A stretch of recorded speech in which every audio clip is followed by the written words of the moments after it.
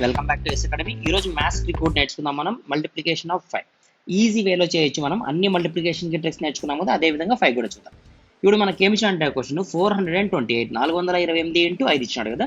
So simple ఏం లేదు, ఈ 428కి హాఫ్ రాయండి. అంటే 4కి 4కి హాఫ్ ఎంత 2, 2కి హాఫ్ ఎంత 1, 8కి హాఫ్ ఎంత 4, తర్వాత ఒక జీరోని యాడ్ చేయండి. అంటే 428 ఇంటూ 5 వాల్యూ ఎంత అంటే 2140, 2140.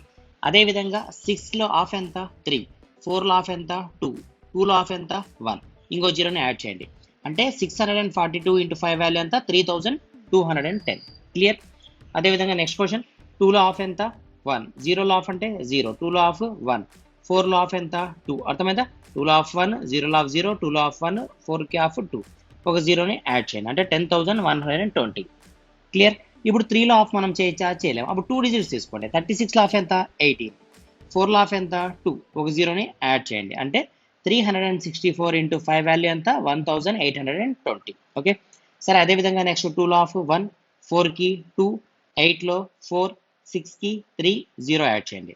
అంటే 2486 ఇంటూ 5 వాల్యూ ఎంత 12430. చాలా ఈజీ ట్రిక్ కదా. వీడియో నచ్చిందా? నచ్చితే ఇంకా లైక్ చేయండి. Thank you.